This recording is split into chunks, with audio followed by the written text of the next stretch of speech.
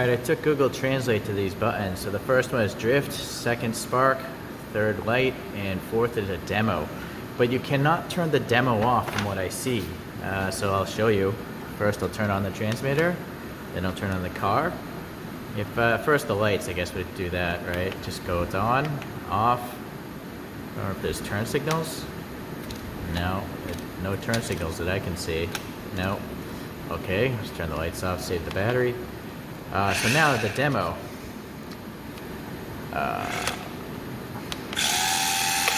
So it's just gonna drift around aimlessly, right? It's just steering itself. But if I hit this again, nothing. See, I'm gonna hit that, it flashed green, but it's just gonna keep doing this. It's gonna start again on its own. So now I try to hit the power button. No, that's not. I turned off the transmitter. I go back to drift mode. Let's see if the drift mode did it. Nope. So it's stupid, right? It's stupid. You literally have to pick up the car, but the thing's drifting all over the place, so it's kind of annoying, right? So basically, I would say don't use that button ever. All right, let's go back to this. Turn this on, and also, the spark. You would think there'd be a motor that moves this in and out, but when I hit it, nothing happens. I don't see any movement, but I haven't put the spark disc in either. Maybe there's a sensor, but I kind of doubt it. Anyhow, let's go to drift mode here. Alright, I did some drifting and there's an issue. The steering isn't actually even. If I put this right in the middle, I have to lift up the tab a little bit, rotate it. There we go, it's right in the middle. This is pretty much parallel with the body in the rear wheel, but this one is curved in a little bit, so it makes it a little bit I guess right-centric or left-centric. I forget which one because we'll get it upside down, but for some reason it wants to steer tighter in one direction than the other. But it doesn't really matter where you put this because it's the actual piece of plastic wasn't wide enough. Ideally these things would actually be toe out and there would be a better drift vehicle, but because they're parallel, it's not the greatest.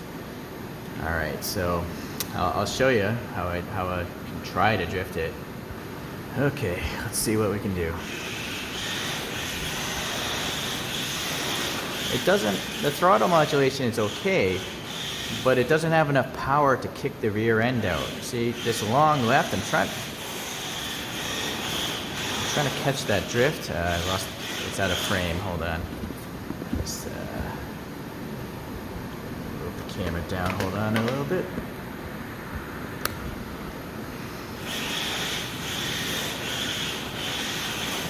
See, it went too far.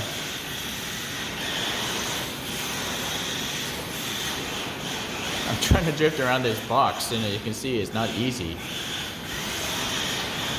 Partially, the wheelbase is so short, it's hard to catch the drift. Maybe I just gotta steer in advance, anticipating it's gonna lose the rear end. But yeah, there, it didn't have enough punch to kick out the rear end. So you might have to let go of the throttle and then hit it again to try to make it kick out the rear. But, oh, unfortunately this floor isn't the smoothest either.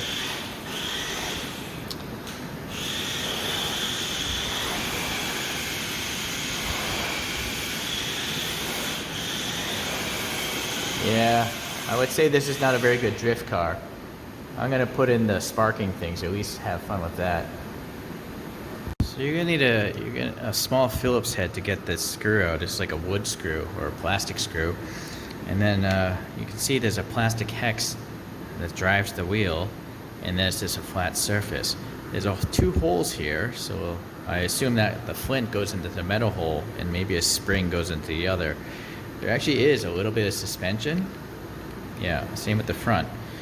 The discs only go onto the rear of the vehicle. So here we have this bag. I actually put in a second bag because one of the flints was loose.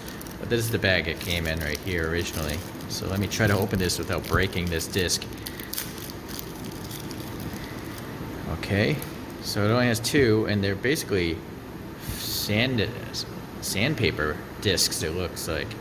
A little bit more rigid, some sort of fibrous backing, and then so now we have 3 springs and a bunch of flints. Seeing how you only need 2, you could run this for a little bit of a while, I assume, before those flints totally wear out. Alright, so I'm going to pop this flint into this metal thing. Oh, it totally went down in there. So what's up with that?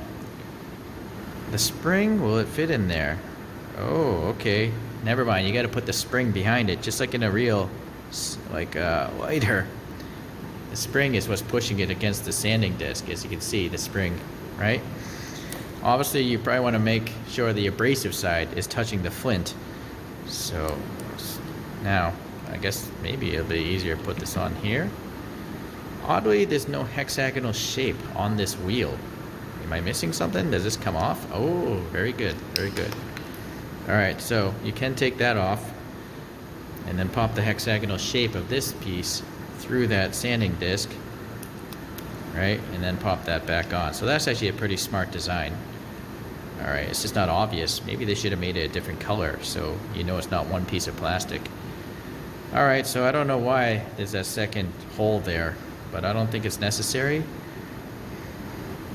Or, I don't know, maybe there's an optical sensor and that's what makes this thing? Well, I don't know if this is motorized. So now I gotta get that wood screw back.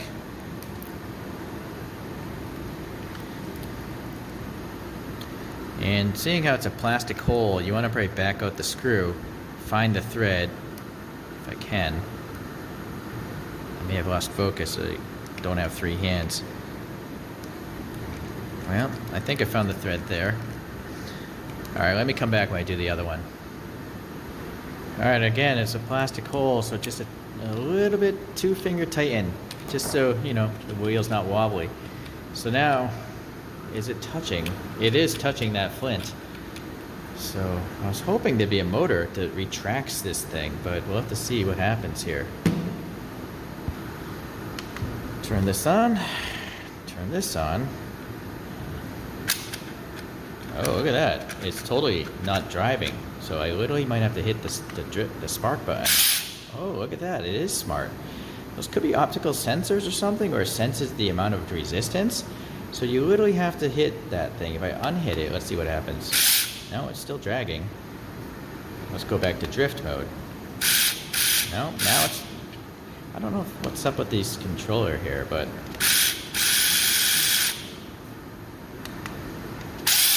Oh, interesting. In drift mode, it sparks a little bit. But in actual spark mode, it sparks a lot. Right? Drift mode. Spark mode. Right? That's kind of interesting. You would think it would just totally disengage, but it's obviously not doing so. I wish it was dark out, but sadly it's not. Alright, I'm gonna go back to drift mode. Oh, look at this. On the tarmac, it's not... Alright, there's a little bit of sparking in drift mode, but not much. And I'm not sure why the battery is so slow, or the car is really slow now. I'm gonna go to spark mode. Now it's like full power, so...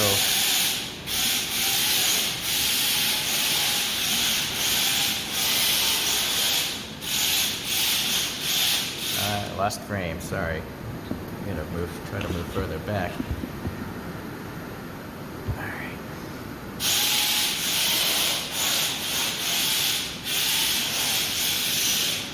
Unfortunately, it's just still very difficult to control this thing.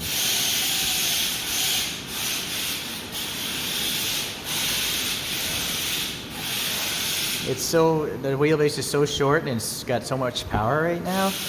It's just totally doing donuts.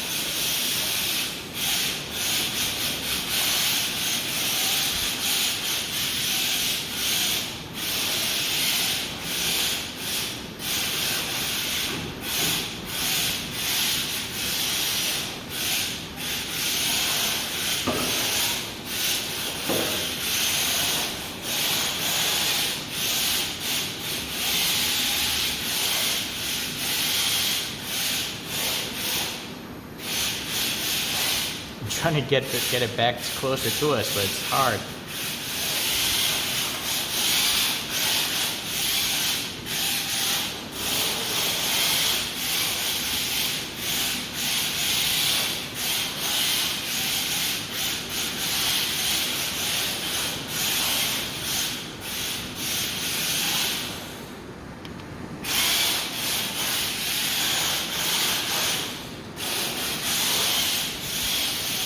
Yeah, alright, well, I think if you've drifted a lot of RC cars, you might want to buy this just for the challenge. But if you've never drifted an RC car before, this is extremely difficult. I've drifted 10 scale, 28 scale, and the best one right now that I have is the FR Legends by BMRC. That one's really easy to drift. But this is not that car. So this is an interesting gimmick.